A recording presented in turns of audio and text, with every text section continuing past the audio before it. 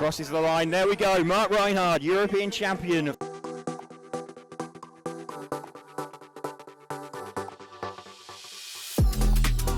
Oh, making it happen to the inside. This one going to Orlowski. Welcome to the Team Cayote podcast. In this episode, Michal Orlowski. All right, so hello and welcome to this latest edition of the Team Cayote podcast. In this one, we've got Team Cayote racer Michal Orlowski joining us from Poland. It looks like you're at home, Michael. How are you? Yeah, hi Frank. It's a special day since I'm at home in between races, so it's nice to catch up with you about Team Cayote. Fabulous, fabulous. Now, I noticed that obviously you're at home. You're not in Utrecht at the warm-up race this weekend for the Touring Car Euros. I'm flying there tomorrow, so okay. I need to pack up as soon as possible and get ready. Oh, okay. All right. So that's who else is going to be going there? Is it going to be just like Team Michael and maybe Andy and one other racer, or who's going to be there to support you? Actually, I'll be going myself from us. Everyone is very busy, so I'll go myself just to have some track time on that track since we've never raced there with the touring. So yeah, it'll be good to get some knowledge. But we all know that the actual event, depending on the weather conditions, is always different. So it's good to have some track time. But it's the same tire additive combo as ETS, so okay, we'll just take it as it goes. And for this weekend, I'll be there myself. All right, okay. Now I know your good friend Mark Reinhard is already there with his Osmatics team, so they're getting used to things already. And obviously, we saw that. What was it?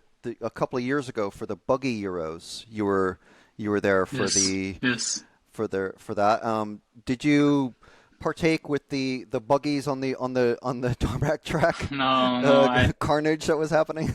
I didn't race because I was really disappointed after my two drive results. So I messed up in A3, and then everyone had their fun on the touring track where I kind of tried to swallow the second place.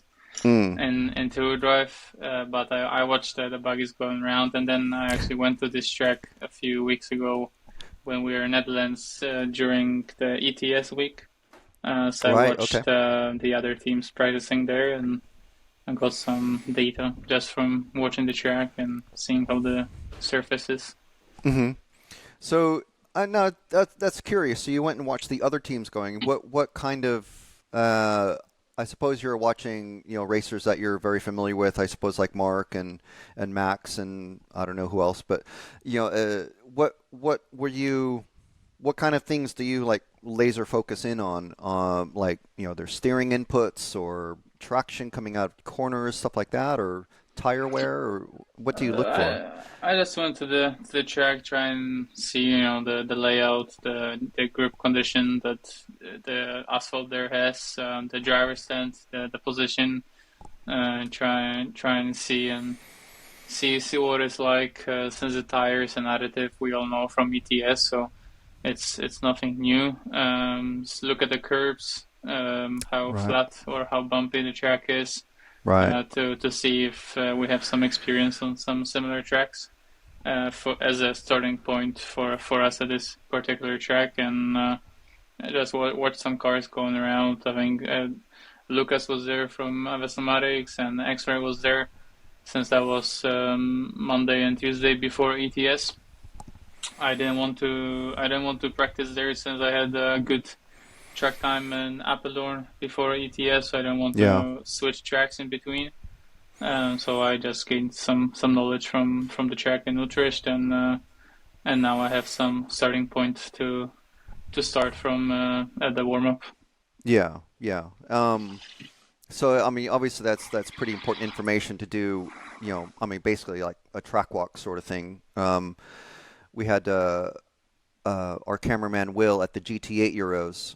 He was actually really surprised that like when we're actually on the track, you could see the serrations and the curbings at that, and there were like literally like a couple of centimeters difference of the serrations and the curbings that you can't see from the driver's stand. But obviously, when you do a track walk, you go, okay, I'm not going to be cutting this corner. Yeah, I'm not going to try and go on the curb. It's important. I've been in touring car a little less, but as you just said, sometimes the curbs on certain corners are a little different than the other corners. If they've renewed, let's say, some curbs and they've left the old ones on the track, so it's always important to take a look. Usually we race on tracks that we know from the past. For example, ETS, we revisit the tracks, so we know the tracks, but this track we've never raced on, and it was important for me to take a walk around the track. I took some pictures, took some videos of the cars going around, send them to my team, and just made some notes about this corner, that corner, not to go there. If I saw some drivers struggling with a particular corner, I just made sure I remember about that before my first lap on the track. Yeah. And so do you, I mean, I'm just curious because it's helpful to, like, when talking to a racer like yourself, it's really interesting to kind of nerd out and go, okay, well, how does this happen? So do you send that in like a WhatsApp chat or? Yeah. So it's like kind of written out, and so it just gets distributed to everybody. Yeah, I have this a few ways. We have multiple WhatsApp group chats about 10 scale Buggy Euros, touring car Worlds, 8 scale now, the 12 scale. There's so many group chats on my WhatsApp. Yeah. So there's one for everything. So I just send the information and the group chats for everyone to see and share their opinion about the track, and then I have my notes also go in my iCloud regarding particular classes, and I have ETS, let's say ETS notes, and then I have every single race run by run written down, or testing day by day, run by run. Wow. So it's a lot of notes and a lot of knowledge that I share with my team.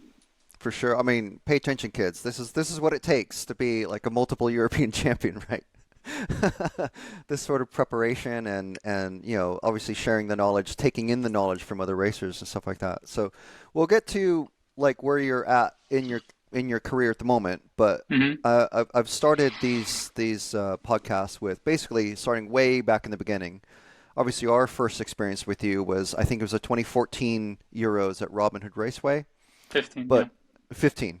So, but obviously you were racing a long time before that. So what was your first car? Just to get that out there and start from the very beginning. Was Tamiya Mud Fighter. Right, okay. And 2006. Nice. And do you still have that car, or have you sold it and maybe got the re-release or something? I think it must be somewhere. I think it's somewhere in the garage, or there's one of our friends, a friend of mine and my dad's, he also stores a lot of my old cars. Ah, okay. So I'm sure the car is somewhere. I think for sure my dad knows where it is. We had a very big cleanup recently. Okay. But the car must be somewhere. All right. I still have my trophy sitting right here from 2006. Wow. For the youngest competitor at my first ever race. Oh, okay. Well, that was one of the follow-up questions. Was do you remember your first win? And I was talking. It wasn't a win. Oh, okay. I was probably just second to last. Yes, I was probably second to last. It wasn't a win. It was for the youngest competitor, but my first win, I have no clue. Must be around 2007, 8. I think somewhere in the junior classes in Poland, like a Polish national, something like that. How old were you when you got that youngest competitor trophy? I was 5. I was 5 wow. years old. 5. And was that with the Mad Fighter buggy? Yes. Awesome. I never got into the Tamiya buggies at the time. I kind of, my first car was a Grasshopper. I saved up money during the summer and got that, but obviously it's not really a racing buggy. And then I went crazy with my first credit card and got an RC10 Worlds. So that was my first like proper racing car. And but I had quite a lot of fun with that. So yeah, now I do have to ask you before we get too much into the RC stuff. You obviously have been watching the Wimbledon? Not really, no. No, No. I just saw a few, little shorts here and there. I've not been able. I was in Portugal at the Nitro Euros. Came back extremely exhausted, and I quickly need to organize myself for the touring car Euros warm-up. So I haven't seen much. I just saw a few games here and there. Not even time for like the shortened versions of the games and stuff like that. No. That's a shame. That's a shame. Are there any? I know you're big into your tennis, but are you into like what motorsports do you like full size do you watch? I watch F1, of course. I've been actually to the F1 movie just before I left for Portugal. What did you think of that? Was it like just like really just too really Hollywood or? Yeah. I really liked it, to be honest. Obviously, not to spoil too much if anyone's planning to go. Obviously, there's a few scenes or situations that would never happen in real life, but it didn't bother me. I knew it's fantasy. It's a real F1 made for Hollywood, and I really enjoyed that. And also I really enjoyed the Netflix series about F1 because both the film and the series, it really shows not only F1 but racing and motorsport, which we can relate to a lot because obviously, yes, it's RC cars, it's small cars, we don't sit inside and we don't risk our lives, but the racing part of it and the background of the team working together for the end result, for the wins, and how much the wins mean to the people that work hard for that. I think it's exactly the same. Definitely. And when I was at the F1 race in the paddock, and I was watching the teams working, the drivers working behind the scenes, not via television, it all just felt exactly the same, like RC racing. And what I do with my team is just on a much larger scale, obviously. Exactly. In F1, but I think the principle of it and what the F1 film and the Netflix series shows, it's something we can relate to extremely. Definitely.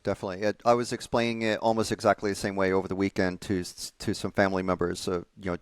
Describing what I do because my girlfriend can't really tell. She just tells them, "Oh, he's in Portugal or he's in Spain or he's in Germany," but I don't know what he does. So I had to kind of like break it down. Like it's like real car racing, but like with a really, really small budget.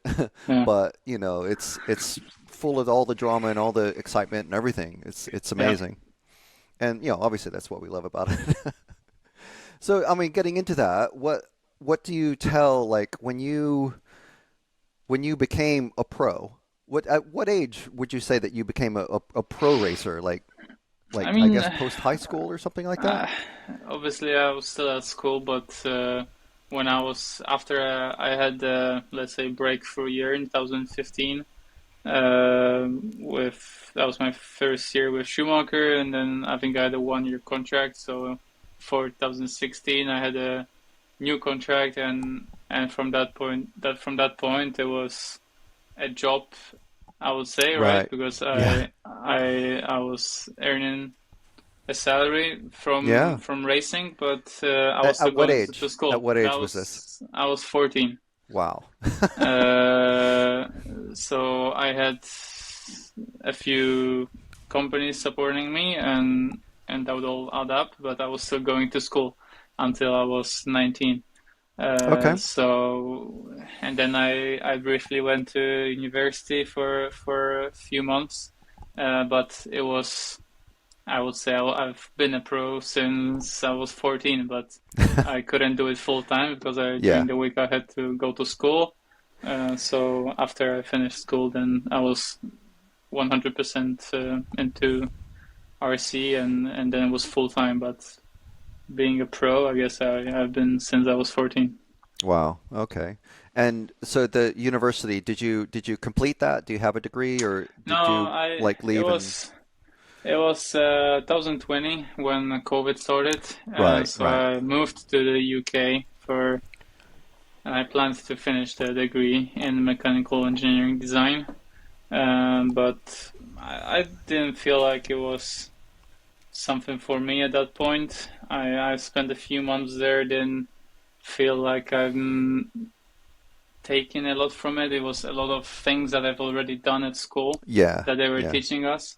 So I didn't feel that I'm evolving in that direction, and yeah, I felt more ambitious than that. And to be honest, it turned out amazingly for me to Yeah. drop out. I don't Yeah. suggest anyone to do Yeah. that, but Stay in school, kids. yes, but in my particular situation, in that point of my life, when I look back at it, it was the best decision of my Yeah. life, because my career took off a lot, and other projects that I really wanted to start, which are not connected to RC at all, I was not able to do because of the university. And since I dropped out, I've been able to do that. And yeah, that was the best decision I could make at that point. But I don't suggest anyone to to drop out. I mean, not everyone. I mean, you know, we see the same thing in like the U.S. with NBA players and baseball and football players. So it's, you know, leaving school is a huge decision, and for 99% of people, if you're in school, stay in school. Yes, because it's only like the tiny. I mean, obviously you've got the skills to pay the bills, you know, as we say. So it's I mean, definitely. If I were not racing, I would 100% finish university, probably even do a master's degree and go in that direction. But my life and career path is massively different to the common one because of racing. And now, so on that, what do you tell like your old schoolmates, and what did you tell your family members when you decided, oh, okay, I'm 14, but I've got a contract, so I'm going to be a pro RC racer now? It's always what was the reaction? It's always difficult to explain. I mean, my family, they've known for a very long time, because I started when I was 5. So since I was 5, basically a few times a month I was racing with my dad. So my close family, basically everyone in my family always knew he's playing with RC cars, let's say. That was the something that they would say. But as it got more and more serious, I would go to school. Everyone at school also knew he's racing RC cars, but then when money started being involved, everyone got a little bit more interested, and then basically around, let's say, the society I live in here in Warsaw, people my age, many people that I do not know, that they know me, or he races RC cars. Wow. Is that because like there's like local newspapers or websites or TV news that maybe goes, oh, we have a world champion in Warsaw now? Sometimes yes. I've been to multiple, let's say, news channels, or had some interviews outside of RC, but it never really got a lot of traction. Or it was just out there, but it didn't get a lot of traction. But just through mutual friends, I'm away a lot, and my friends go out on the weekends. I'm not there, so and then they have to explain that I'm away racing. But when I explain to someone new, I try to be gentle at the beginning, because I don't want to say too much, because then I have more and more questions. I just say that I race RC cars, and then I hope that they misunderstand and they think it's a full-scale car, because then it's a little more understandable. But then when I have to explain, then I mean, people get really excited about that, because if you explain it to someone that basically everyone knows what an RC car is, but they know it as a toy driving around the house or in the park, flashing around. Everyone knows what an RC car is, and most kids my age, when they were younger, they had an RC car at home or to play with in the garden. But then when they find out it's my job and I can do that for a living, then they start to ask more questions because they've never heard about that, and Oh they yeah, have no for sure. idea how it works. So Yeah, it's hugely just unique. yeah, I just explain it's F1, but with smaller cars and smaller scale. Because Yeah, I mean, pretty much. I race on the weekends, Friday practice, Saturday qualifying, Sunday race, so it's Yeah, very similar. yeah, for definitely, definitely. It's funny that I mean I ask a lot of the pro guys that question, and it's we tend to get the similar sort of answer. So it's always interesting, especially like Ongaro and drivers like him that started like quite young, and then when they get really good, he's away from school for a week, and it's like you have to come back and answer why were you away from school, to all your friends and stuff. Yeah, at school everyone knew I'm doing something, but not many were interested. But Yeah. then as I got more and more serious, people would ask more questions. Yeah. Now, how often? I mean, back in those days, you probably weren't away from home all that much. But nowadays, like you say, you're traveling tomorrow to the Netherlands from Poland. So how often? How many days a month would you say you're at home now? It really depends. There are months where I have 4 weekends, all of them booked somewhere. I'm home, let's say 2 or 3 days during that month. Wow. There are months like that, but there are months where there is no racing and we have, let's say, 2 weeks. Yeah. But then we always find, let's say, we need to go testing somewhere, and we go again. I would say nowadays at this rate, weekends wise, it's more than 30 per year. I think one year recently it was 34. So it's between 35 weekends per year.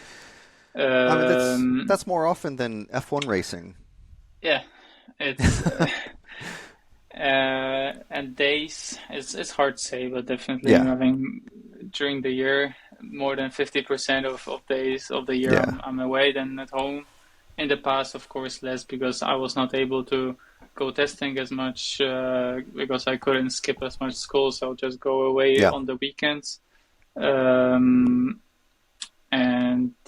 come back on Monday as soon as possible to school. I remember flying into Warsaw Airport Monday morning, and the taxi would drop me off directly at school. And so I had to go to school, write an exam or something. Oh man! As a few hours after I landed back from the race. And so were you studying on the flight, doing your revising and reading and everything on the flight? I was studying during the races if I had to. So it was really hard, but it was extremely important to do well in school. Yeah. Because if I wouldn't do well, they wouldn't let me travel so much. But exactly, because I had no problems and I had really good grades and I was passing everything, they had no issues with me traveling and skipping school because they knew I will make up the material and that time. So that was really important to enable me to travel. Nowadays it's definitely more, but I don't need to go to school in the middle of the week. So it's a lot more comfortable, I would say, these days. But of course it gets sometimes a bit tiring and missing a lot of important family and friend events. So apart from the travel and the occasional bad weekend, or what's the toughest part? What's your let's say like a bench a pit bench task that you dislike the most? Now we've heard things like packing, obviously, diff rebuilds, shock rebuilds, tire gluing, stuff like that. What's something that's like every racer has to do that you just go like, no, Andy, you do that, or someone else can do that for me. What is it for you? I guess packing up, of course, it's very tiring and it's taking a toll on my back because I have really serious back problems now with the crouching I have to do and pack and carry heavy bags around the airport. So this is the tough part, but I wouldn't say it's the most difficult, because it's not something extremely difficult. It's just something I mean, like physical and tedious, something. Yeah. tedious. You're just like, oh, I hate doing this, but I got to do it. I guess like I could say packing up, or let's say when I order parts from my sponsors and I need to go through everything, sort out everything, pack to my bags. This is always like tedious and tiring, but we have to do that.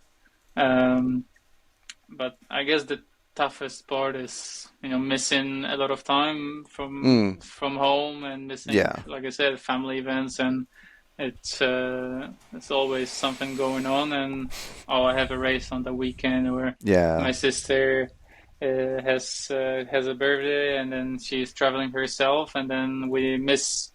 Let's say I arrive the day she's flying somewhere, so it's or missing my girlfriend's birthday, my mom's birthday. That stuff, it's something that hurts, but there's not much I can do about it, because if there is a European Championship, I can't miss it. Exactly. I'm so, I would say, addicted to racing. I have a testing session, which is like this weekend, for example. It's a Euros warm-up, so the result doesn't really mean much, but I know if I don't go to this race, my chances of doing well at the Euros will be significantly lower if I didn't go. So obviously, I really want to go, but I'm missing a lot of days out of home. So that's the toughest part. But stuff, there's the things that are very tedious, like packing, preparing the cars. If we have like 2 or 3 or 4 cars that we're taking to the event, it's always a lot of work, and the preparation is very important. So you want to check every single bearing, every single drive shaft, replace parts. It's very important. So that stuff takes a lot of time. Are you talking like 4 cars each, or up to 4 cars each for you guys, or is that depends. like across the team?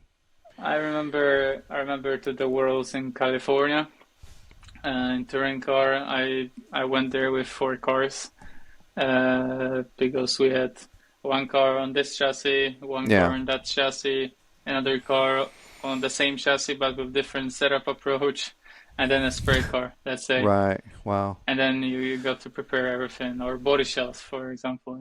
You need body shells. In Nitro now, I spent a few days of just breaking in engines and making sure everything runs correctly before the race.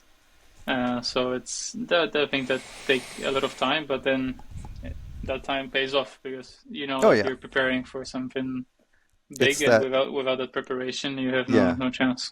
It's like studying for an exam. You have to do it, and it's the prep. It's always the prep. Like painting a body shell can take, the actual painting of spraying paint can take like 5 minutes, but it's hours of masking and prep and cleaning and everything that has to go on before all that happens. Now, so you mentioned some of your competitors there. Are there any? Now, obviously, we know that Mark's a good friend of yours, and you get on with, most of the racers at the track. Most of your competitors.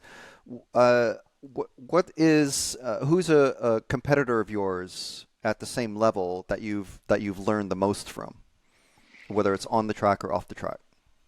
I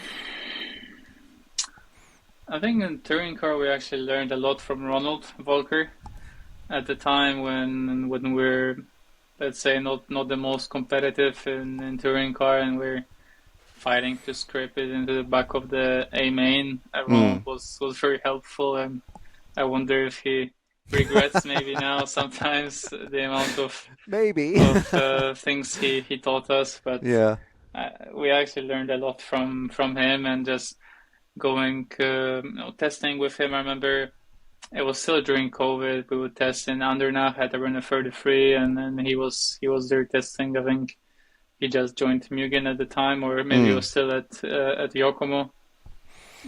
So touring car, we learned a lot from him. From Mark, I obviously learned a lot, but maybe not from the technical side, because Mark doesn't care much about that stuff. But just, I think his attitude towards racing is very relaxed, but sometimes you need to be this way. You can't be so focused and so serious about it. Sometimes you need to take a step back, and Right. because you can prepare all you want for certain races, but for example, for World Championships, he has won so many. Yeah. But I'm sure some others prepared more for these races than him. But then he won this race because he took a step back. He was very relaxed. He knew the conditions will be massively different, as they always are at the Worlds. And then his mind isn't so stuck to the ideas that he has tried on this track like the others might have. He's open-minded to everything and the different conditions, and his approach is very unique, and someone from the outside might think, oh, he doesn't care, it's not a professional approach, but I think not that we've ever heard that from anyone, but yeah. I think his approach is very unique, and you need to learn from that. Maybe it's not the best always, but for certain situations it's really good, and I think myself, I always try to do the best at every single race. I try to win every single race, but sometimes you need to take a step back, relax a little bit, and you will do better than if you spend so much time preparing for this particular race. From Le Martin as well. Remember? All right. Okay. In Tamiya times, he was winning. He was back strong. In 2000, I think 10 or 11. Yeah. And that was kind of my starting years when I started racing the Euros in 10-scale buggy, and my dad would always bother Lee with questions and, really? and asking for parts and stuff like that. And then when Lee joined Schumacher, it was a nice time with him to learn as well, and he always has been very helpful. That's great. Oh, and did when you lived in how long did you live in the UK? Very shortly, because I moved for there at the end of 2020, and then UK was shutting down a lot because of the lockdown. So I couldn't go anywhere basically. So I quickly went back to Poland where I could practice. Right. I was studying for half a year, but I was literally for like 10 days in the UK, and then I went back so I could go to the track, and which was very helpful because during COVID, when there was not much racing, I spent a lot of time at the track practicing. Yeah. I was just wondering, like, if you went with Lee and like pitted with him at the various national rounds, but obviously that wasn't really happening in 2020. Yeah, I went to a few nationals, but and we were at many races with Lee when he was part of the Schumacher team. Yeah. But at that point, no, not really, because Lee joined later. I think 2022 probably.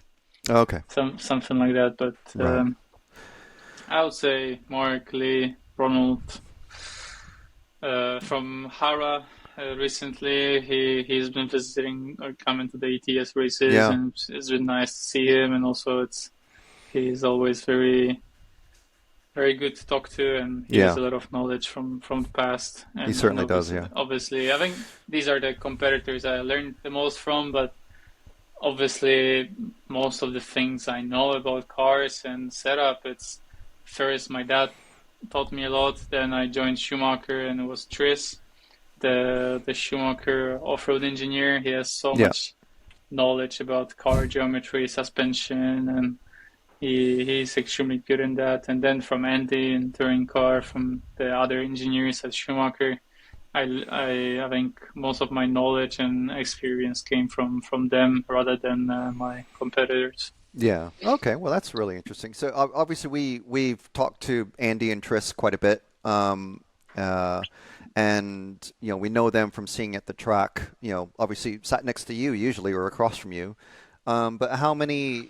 I mean, I imagine the other engineers and designers.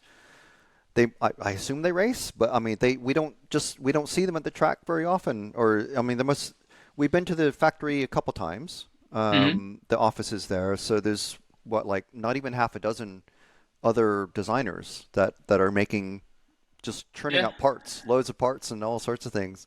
We have Tris that takes care of the, let's say, off-road side, and and his main job now is to come up with ideas and then control what the other CAD designers are doing.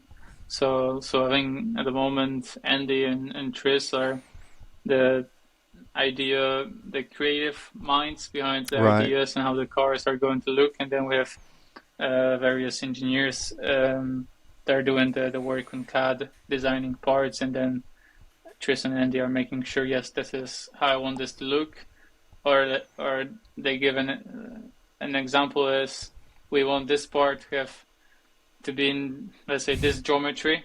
Yeah. And these are dimensions, please make it as light as possible. And then we have really, really good engineers to shave off the weight, make the part look really good, make it strong.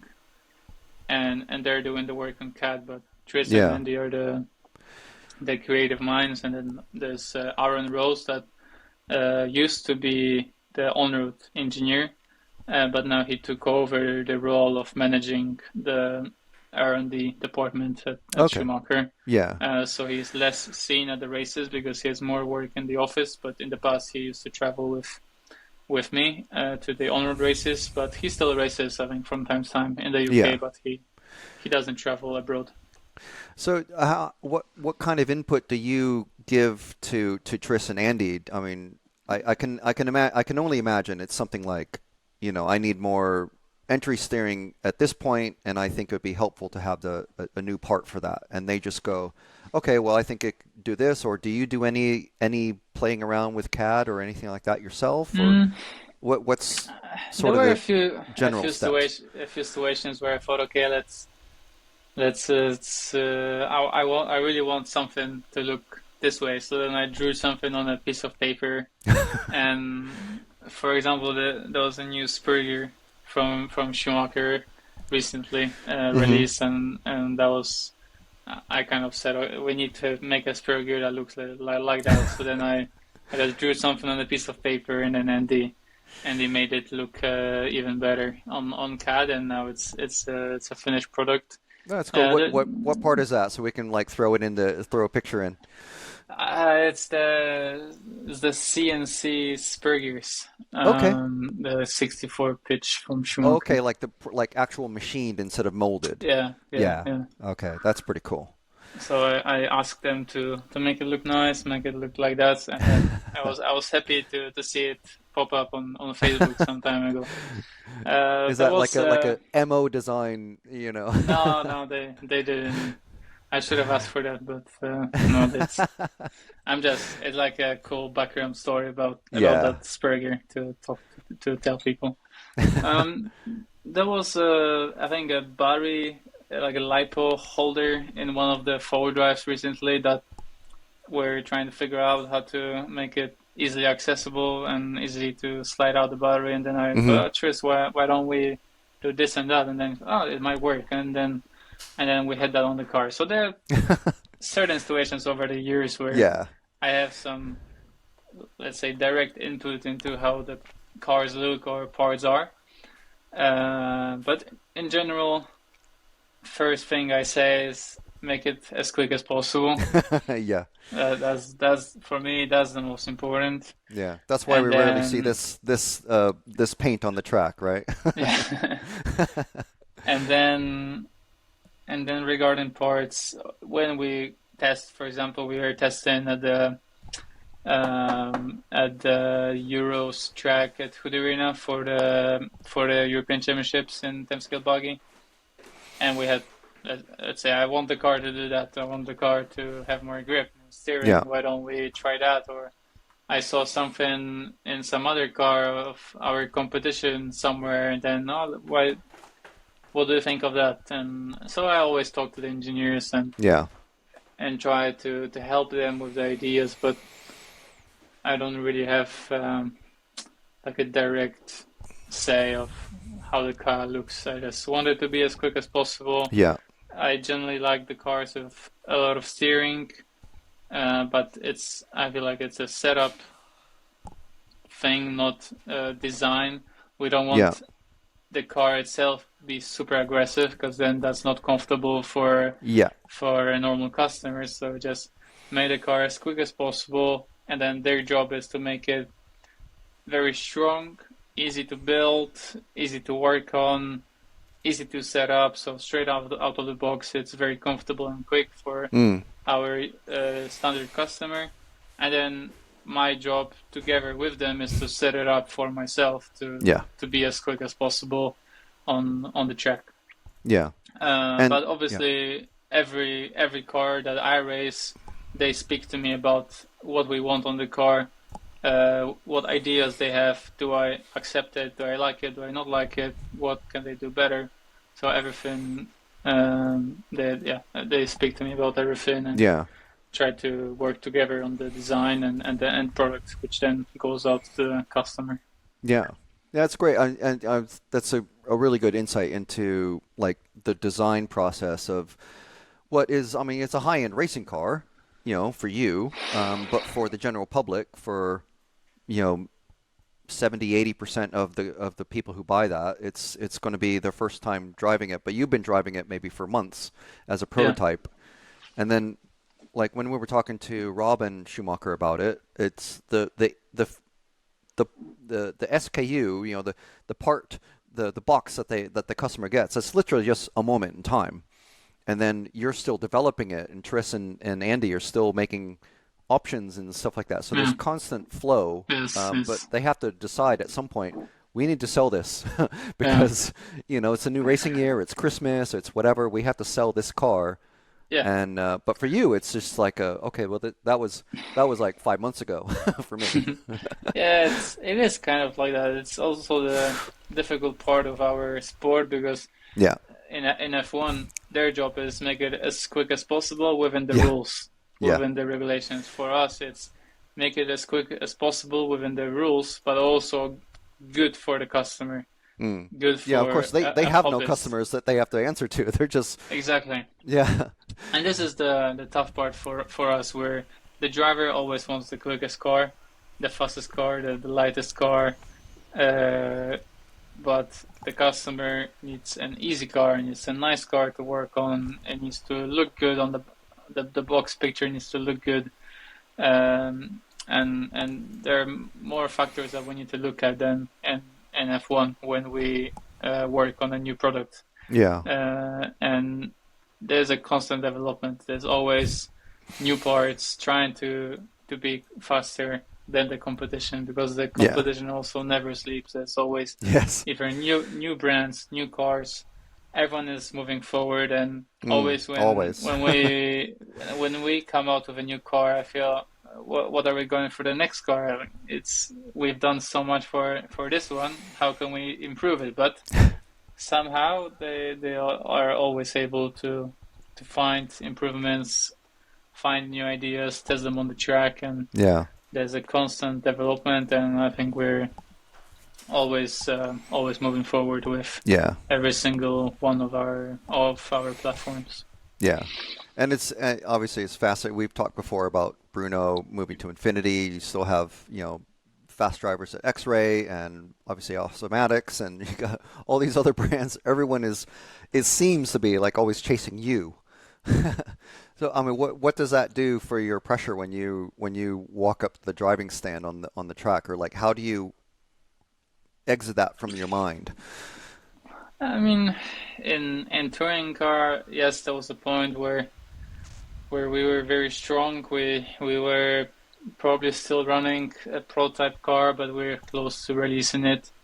And then we've been continuously working hard to make it better, which has been really hard when the car is so good. It's really hard to make it better, make something, let's say, a new part that works better. But the competition has always been very strong and always moving forward. But when we go to races, I don't really feel a lot of pressure of, let's say, being the favorite or everyone wanting to beat me. Let's say going to an ETS. I just want to go to the race. I want to do as good as I can, and if it ends up a win, second, third, or something else, it's fine. That kind of has been my mindset going into the last 11 ETSs, I always try to work as hard as I can before the race to have the pace and a chance to win to fight for the win. And then so much on the track can happen. And even in the finals with the changing weather conditions, such a huge variety of scenarios what can happen on the track. You just never know. Even if you're the quickest, it is something that might happen. So I'm really proud that we are still so competitive and we continuously develop and get better while the competition works very hard. And I just enjoy working extremely hard towards the end result of each race, and it's been going really, really well so far. Of course, it definitely has. I race in many classes. I try to work towards different races, different classes, prepare for. Now even in 8 scale, I was trying to prepare as well as I can for this Nitro race. Even I knew that, okay, maybe I cannot fight with the guys that do it so often, but I want to do as best as I can. Now we'll prepare for the touring car Euros. But I don't think about the pressure of others trying to beat me at a certain race. I can sometimes feel it on the track. The way I'm raced or spoke to, let's say, on the driver's stand or waiting to go up on the driver's stand. Yeah. But I don't think about that when I'm traveling to a race or when I'm at home preparing. The gathering of drivers at the bottom of a rostrum set of stairs before you guys go up. Everyone's like, "Oh, hey, how's it going? Did you fix your car from the last race?" Or okay. Is there ever any mind games that happens between you guys? I mean, usually it's a nice atmosphere, but of course, for example, Mark, he loves to play mind games with me, and I know just with you or with everybody. with everybody, but recently I think a lot more with me than anyone else. And then is that because he won the Euros last year, or probably? And then when he ends up beating me, then he's I'm so happy to finally beat you. Can't always quit. And then we go to the next race. I end up winning, and he's all angry again. But it's mostly friendly. But of course, there is some mind games. More or less aimed or on purpose. Something I think sometimes it's just in the back of your head and you just say it out loud, and your rival might take it this way or in a different way. But it's mostly friendly. Also depending on the category, I feel like in touring car there's a lot of respect between the top 10 drivers. It's usually the same guys. We go testing together. For example, we were in Eigen a few weeks. I think a week ago. Just before Portugal, I was in Eigen, and we organized with Mark, with Ronald. There was a few guys there as well from different teams. We just organized on WhatsApp. Let's go there these days and test together. And then it's of course, we don't share, let's say, setup advice. I've just tried that. I've tried a harder diff. Try a thicker differ. We usually don't do that, but it's a friendly atmosphere with some mindset or mind games just before the run or during the weekend, but not much. Okay, that's very interesting. Do you speak German to them, or is it all English pretty much? I'm just curious. The funny thing is I can understand German, so when they speak German, I can understand, but for myself to speak German, it's quite difficult because I'm not used to using the language like English. Yeah. So if I have to say myself, then it's more difficult than to understand. But when I speak with Mark, sometimes I try to speak German just to practice it a little bit, but It's hard when everybody speaks English. It's just so easy. You know, it's hard to practice a language when you're with an international crowd. So sometimes I say something like a joke or some rude word in German to them, but when they speak in German, I can understand. Right. Okay. All right. So just real quick on 10th Buggy, because obviously the Worlds is coming up. You were there for the Worlds warm up. You didn't really like the Vegemite for some reason. No. I don't know if I tried it at the end. I was pretty scared of trying it. You just said no way. I'm not gonna have that. Yeah, I think I didn't try it at the end, but it smelled really funny. So yes, I didn't try it's it. horrible. Yeah. But what did you think about the track and the location and the club and the atmosphere there for the World's awesome. warm up? It's the track. It's like in the middle of the jungle. I feel like it was like a movie, maybe Lion King, maybe with all the different birds flying around and wow. in the jungle, and it basically feel like that with all the birds chirping, singing, bird noises, other variety of animals. There, it's an amazing place, to be honest, and the track itself, it's really cool. It's something we don't have pretty much anymore. It's damn scale dirt track. It's not crazy 8-scale jumps, huge big tracks that we used to race in 10 scale at the Euros, like in Italy and Spain, just huge 8-scale tracks, and we're trying to jump over them with our 4-drive, 2-drive. It wasn't a lot of fun. This track, it's made for 10 scale. It's really nice dirt, very nice traction. Important to set the car up well to generate the grip.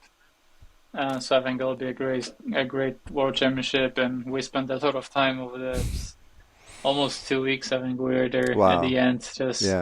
We went to the race and we stayed for the whole week afterwards, and it was a lot of hard work. We're thinking of going there again this week, but like I said, sometimes it's better to take a step back, relax, know that the conditions will be different at the Worlds, the temperature will be different. Now, I think that was kind of my main reason. I think the temperature now is a little different than it will be at the Worlds. Yeah, I think it's going to be something like springtime or something like that for Australia when it's actually happening. And the track surface, it's very sensitive to the air temperature, humidity, and the grip changes a lot throughout the day. We because they water overnight, so we start the day on, let's say, a 30-second lap time. We finish on a 28-second lap time. So it's a 2-second difference just throughout the day, not, let's say, improving the car, changing the setup. It's just the track changing. So today or this week will be different than at the Worlds. So we decided not to go, but I think it will be a great race. Difficult as always, but it'll be fun. Yeah.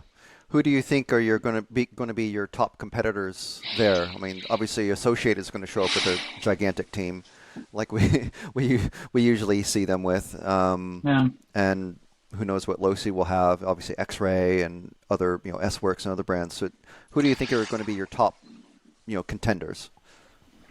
It's always hard to say. At the Temp scale, Buggy Worlds is most of the times there's a surprise winner. Like we saw in Arizona, also some years before, there was always someone that nobody expected to win. I guess Spencer will be always quick with the 2-drive on dirt. So I think he'll be good. They've got a new Buggy as well, so who knows? Yeah, the 4-drive. I have no idea how they run it over there. The warm up and also after the race they were testing it. We'll see now at the Euros how the car works. I guess Dakota with the X-Ray can be quick. I think he's going there now for a few days, but I think very short. So I don't know how much testing they'll get. But the X-Ray team was there at the warm up, and there's a few local drivers running X-Race, so I think they have really good knowledge about Yeah. the track. Same as Yeah. AE, the local drivers running AE, so they have a lot of knowledge from him. Mm-hmm. Who else? I mean, from our team will be strong. Daniel has been very impressive, especially in forward drive recently. On dirt, because that's what we've been running recently. He's been extremely strong, and I think he'll be very fast with Tom and Brock as well going from our team. So I think our team will be strong. I mean, it should be some pretty good racing, we think. Yes. So it will be interesting to see how it happens. 10 guys can have the pace to win. It always depends on the race. I mean, from Europe, from AE, there will be Jona. I guess Jona. Marcus probably. Davide, I think he'll be going. So anyone from that three can be quick. They'll have knowledge from the rest of the team about car setup. So I guess that's it. Yeah. Now, so we're talking about, obviously a lot of people are looking forward to that race going sort of old school style with the like sort of natural dirt surface instead of like it's a complete difference, a total 180 from the Buggy Euros that we were just at, with the the heavily glued and really high traction dirt and massive jumps, like you said. Have you ever tried, or would you like to try the US style clay tracks that are indoors with the off-road slicks, which I don't really like the look of, but I guess a lot of racers do it because it's indoor and you can run them all the time. It's a bit like carpet, I guess, in Europe. But have you ever tried anything like that? I really liked it. I think the Worlds in Arizona that we had, they were not the best because of the tire choice, no additive.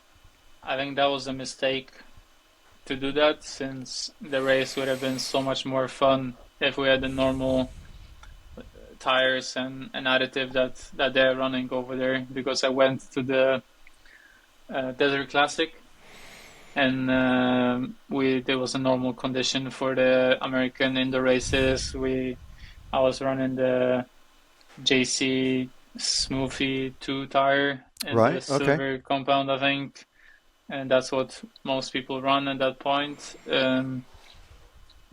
with additive. I don't know what that additive was, but they just said use this additive, and the grip was so much fun.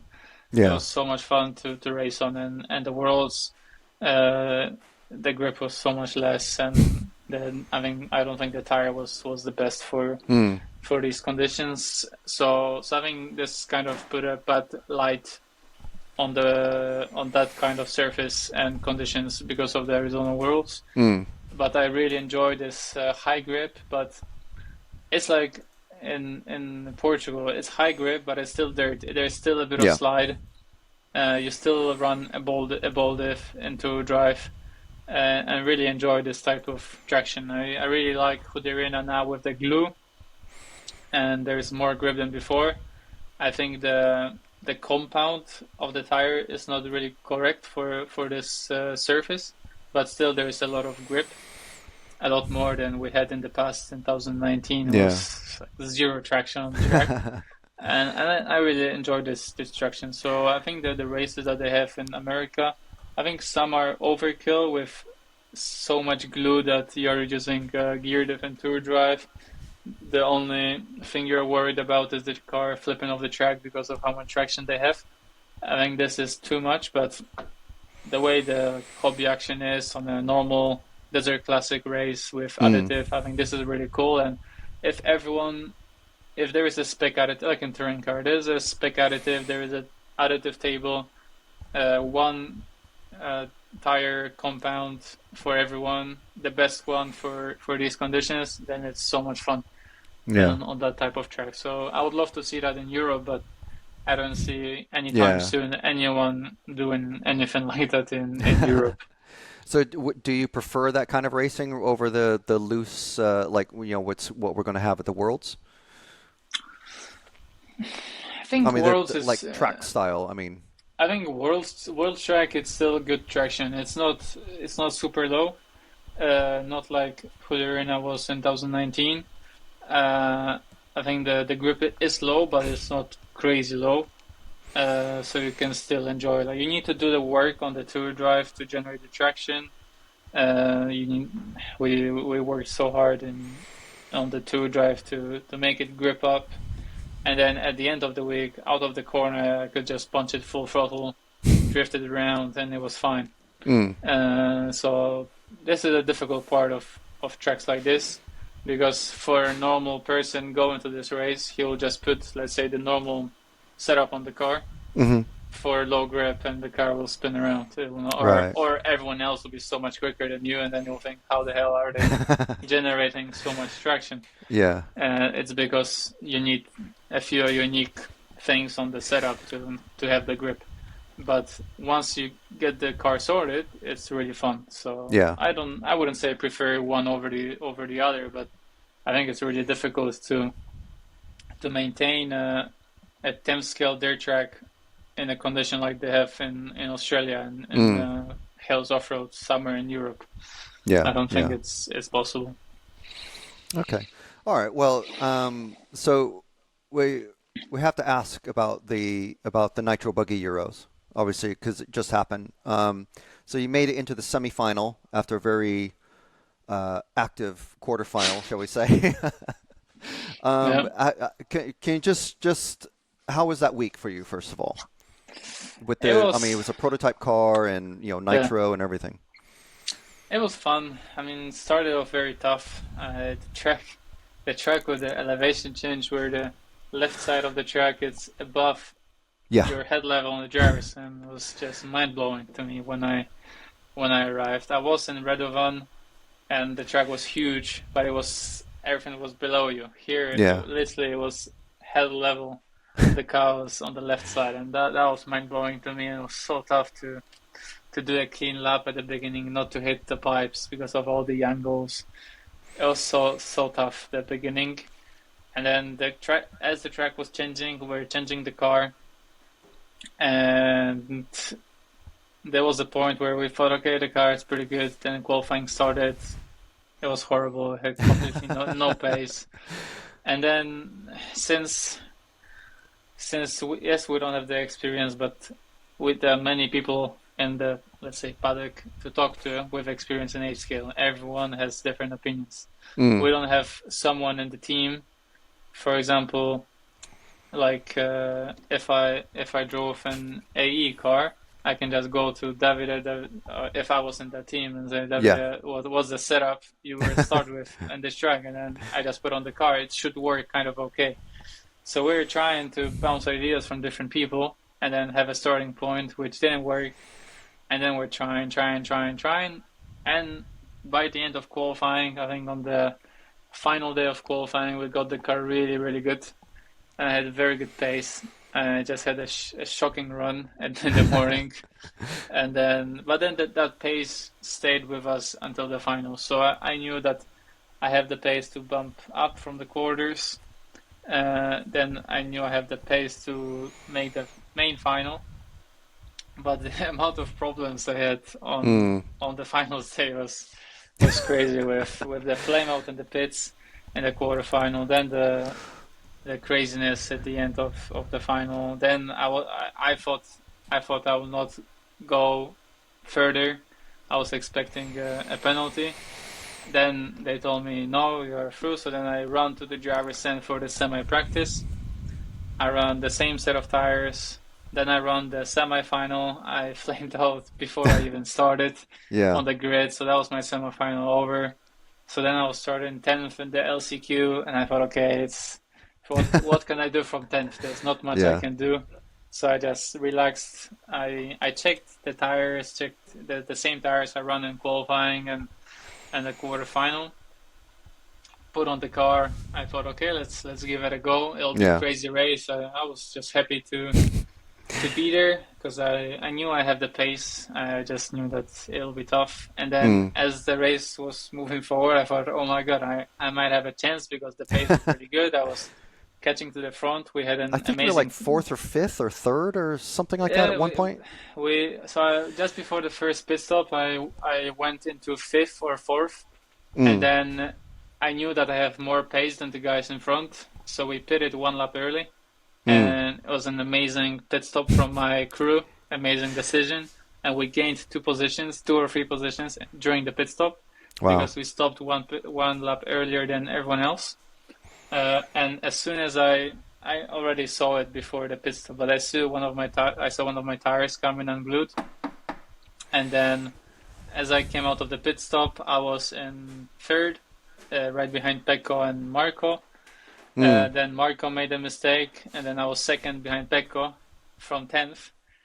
But I could see all my tires just coming unglued, and especially the right side. So at the end of the straight, I just drifting around. So then I was like a roadblock, making sure Pecco goes to the final, and everyone was just stucking up behind me and driving into me as I basically was driving on rims. So wow, it was a crazy finals day, but I'm really happy with how the week ended with the pace we had. Also, then we stayed for 1 more day after the race, and I had a lot of fun on the track. Saw that.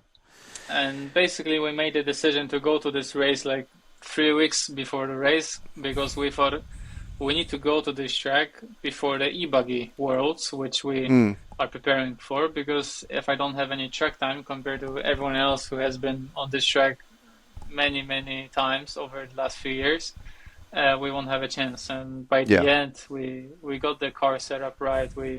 I got my driving right, because at the beginning of the week I felt like a beginner. Every time I drove out of the pit lane, I felt like a beginner, just trying to stay in the middle of the pipes. By the end, I had really good confidence. Car setup was right. Everything was okay, just some bad luck.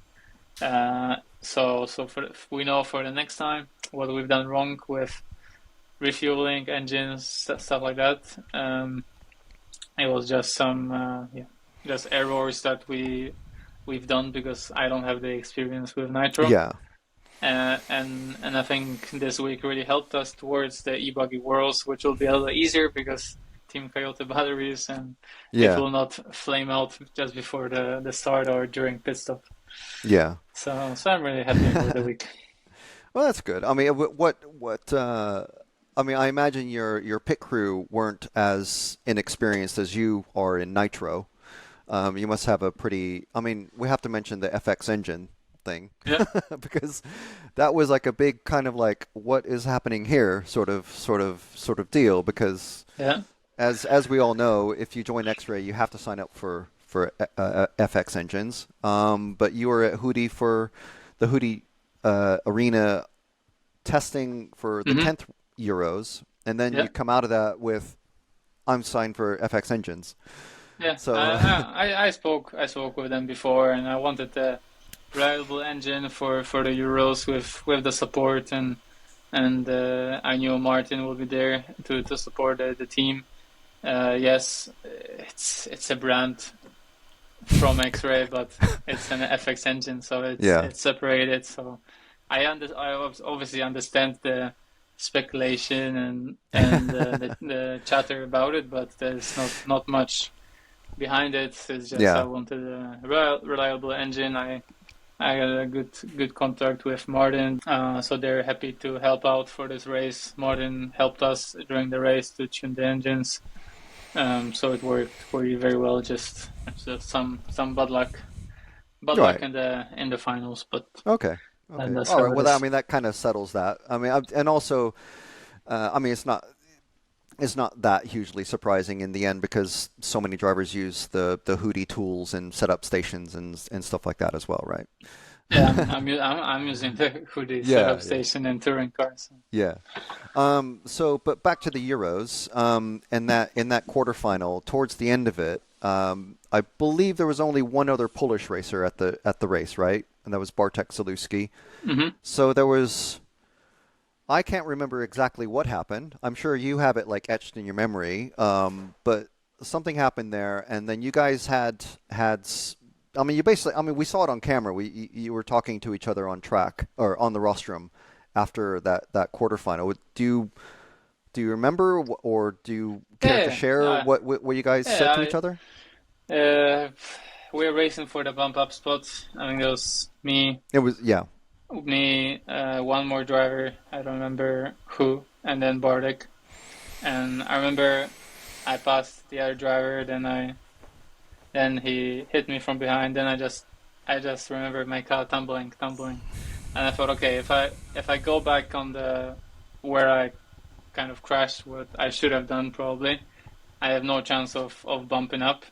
And I thought it was not fair that I would lose the bump up because of getting taken out. So I thought, okay, I'm just gonna jump the track.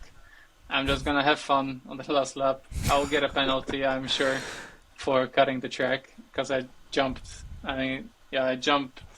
That was the double, the hairpin, and another hairpin. So I just rolled over. Yeah. Over the pipe, and then I jumped out behind Bartek. I thought, okay, first of all, I'm not going to catch Bartek because I was a second or 2 seconds behind him, and it was the last lap. So I'm just gonna drive, get a penalty, and fine. So then we did the lap. Bartek had a small mistake, and then I sent it on the inside of him on the second to last corner. And then after the run, I said to my guys in the pit, okay, I will get a penalty for sure. So I went to Bartek on the driver's stand. I don't know what you guys showed on the live stream. I didn't watch, you guys talking. So was it. Yeah. I just went to Bartek and just told him go to the referee and protest because I basically cut the track. So then Bartek went to the referee. I went back to the pits. I was talking with his dad because I was trying to find out what shall I do because I was the Poland team manager. So I told him if you want to protest, I will do it for you. It will be against me, but I will do it because I had no problems. I had no problems with that. So I went to Bartek's father, told him if you guys want to do the protest, whatever, I can go with you. But at that point, Bartek was on the driver's stand talking with the referee. Yeah. And they came back and they said that they will not give out any penalties. Yeah. So I was. I mean, I don't know what I can say about that. Yeah. I'm not proud of it. I was sure I'll get a penalty. I did not. For sure, referee had his reason not to do it. I said to Bartek, go and protest. I know it wasn't right, but the referee wouldn't give me a penalty. So okay, all right. Well, so that's why I bumped up.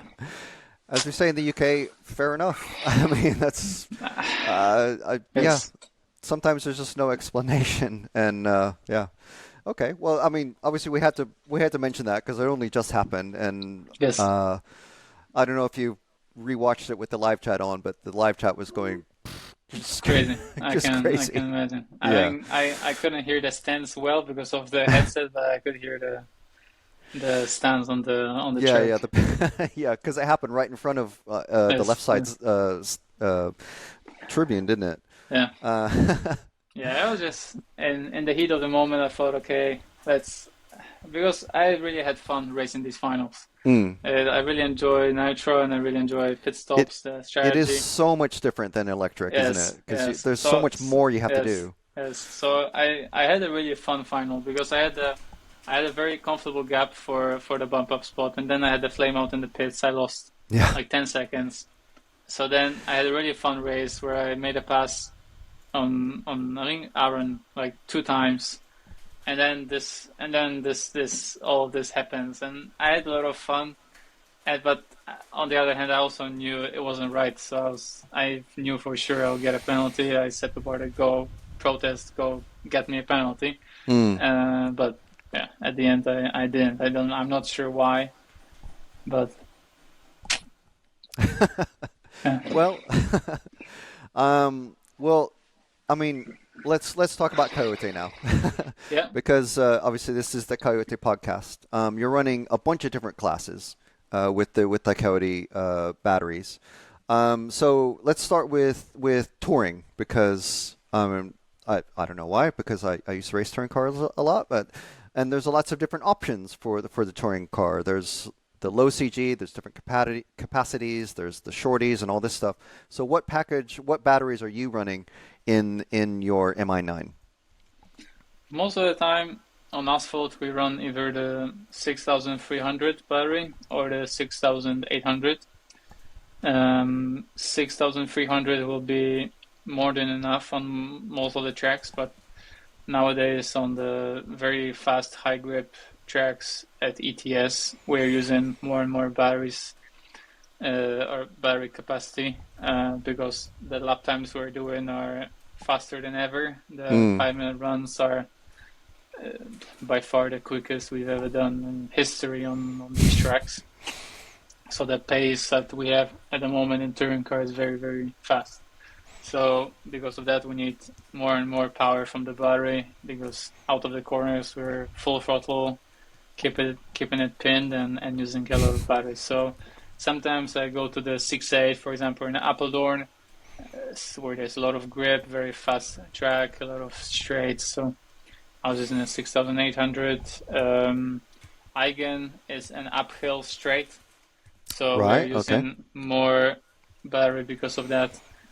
So over there I'll also use 6800, but for most people for modified class, the 6300, it's more than enough, and this is what I used at TATC as well.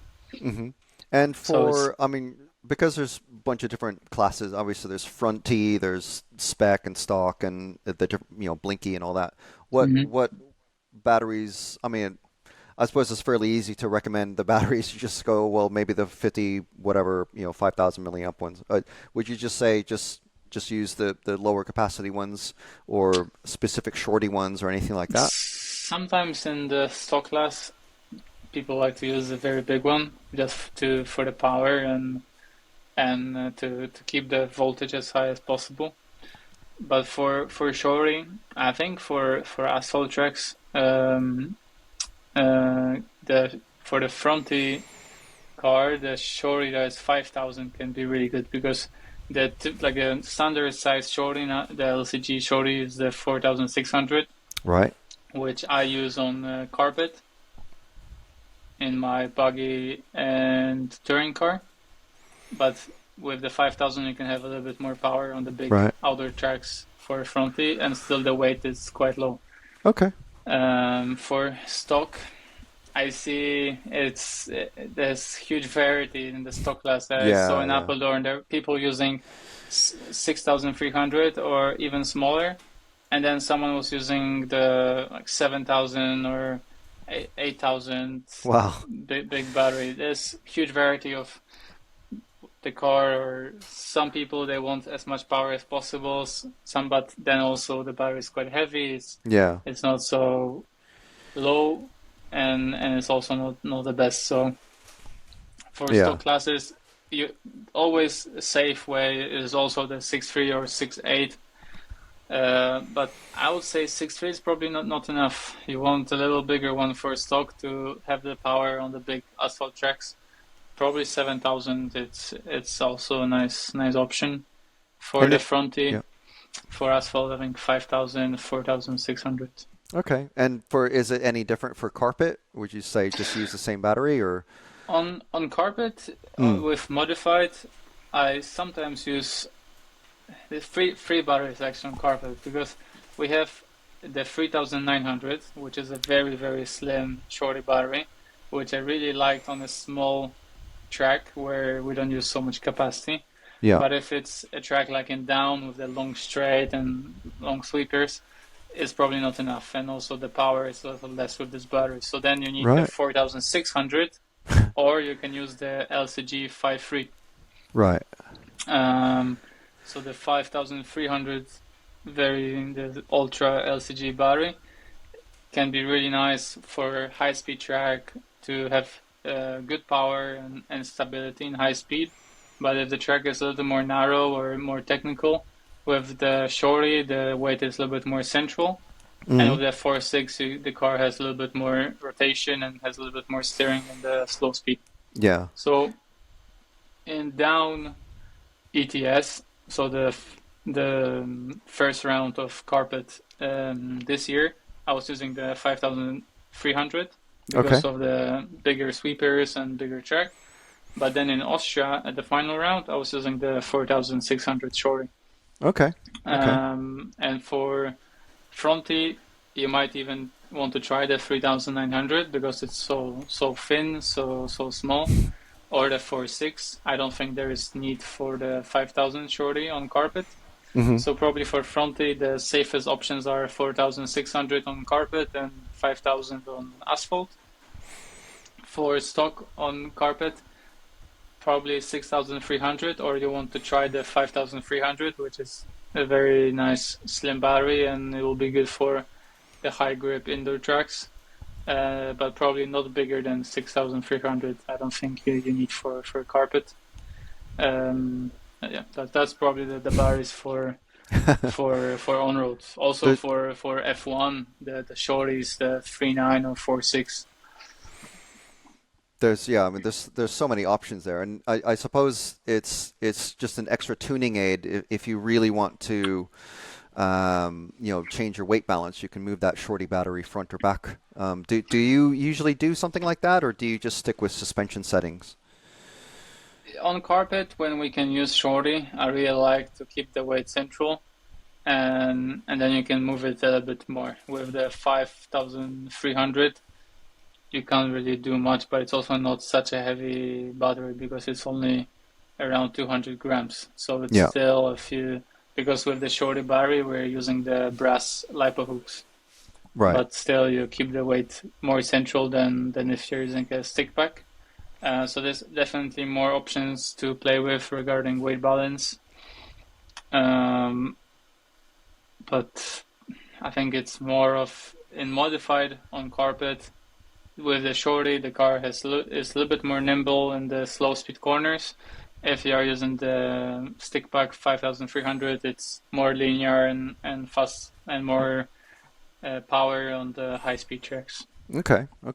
And in 10th Buggy, do you have as many options that you like to play around with, or do you just stick with a couple of different ones? Actually, here at the beginning, when I started using this year, the batteries, I thought, okay, I just need this one, this type, and it's enough.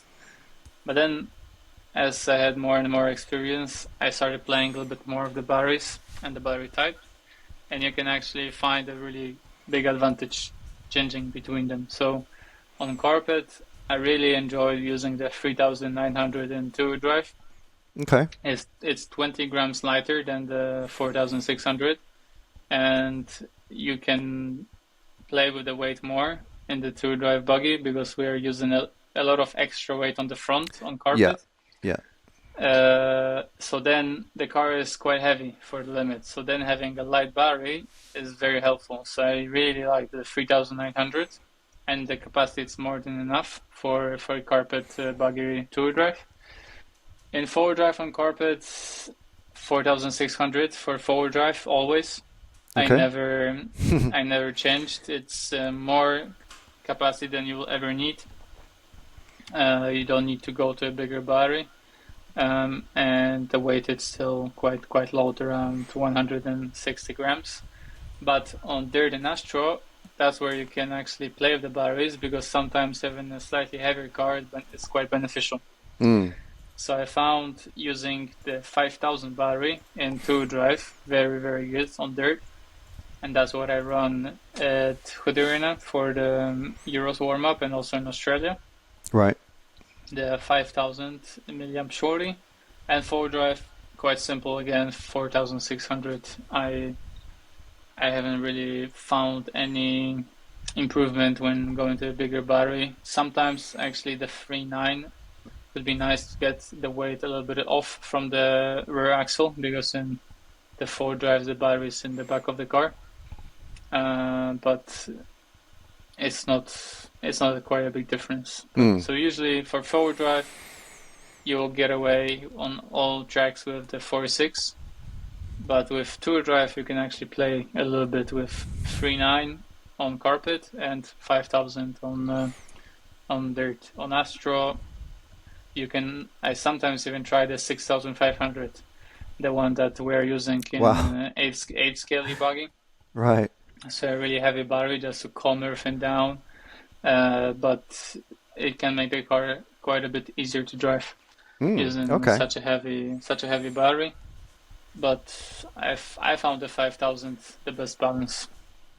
Okay, that's excellent info. I'm sure someone will be putting all of that in a spreadsheet somewhere. For here's Orlowski's battery recommendations for all the different classes. A lot of info, but I mean it's useful. And some people think, oh, it's just a battery. I just want the biggest one they have to have the most power, but it's not always the case. And sometimes you can really fine tune the feeling of the car with the size and the weight of the battery. Yeah, definitely.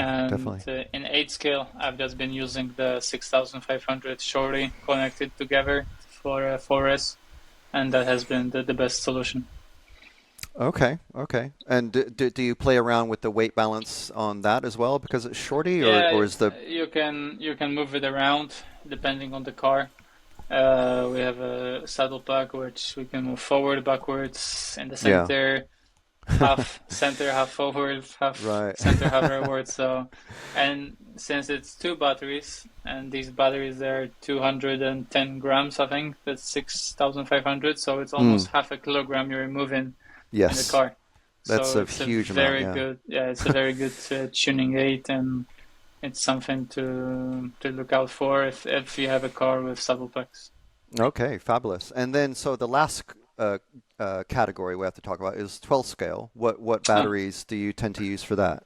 And 12 scale, I run the Euros with the 8500 milliamp battery, and that is always the choice for me for the modified class. I'll always use this one, and it's provided us with very good capacity to keep the voltage high, to maintain good power for 8 minutes, and low internal resistance for good power. Yeah, definitely. Okay, very good.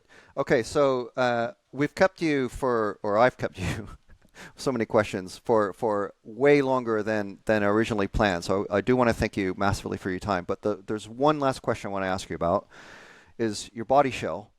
Obviously, as I mentioned, you hardly ever run your race paint. And it's purely for performance reasons. But you have an example I see behind you of the blue painted body shell that you've been using the last year and a half or so, rather than white or whatever. It was since TATC. Okay. So it's only been a few months. I mean, the Schumacher social media was kind of joking about how as soon as you showed up with that at TITC, that became the most searched for item. So what my question is, when people start using loads and loads of blue single color bodies, what color are you going to go to next? I don't know. I was trying to find something that would match my racing colors. Yeah. And that's why I went for the blue. So I guess if everyone was running blue, I have to go to the light green. but I hope that will not happen. Yeah. All right. Well, we'll see as we progress over the year with the Touring Car Euros, the Buggy Worlds, all the ETS races coming up, and everything else that we're going to be seeing you at.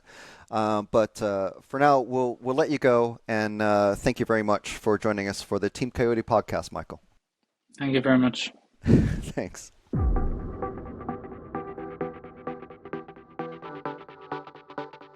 Crosses the line. There we go. Mark Reinhard, European champion.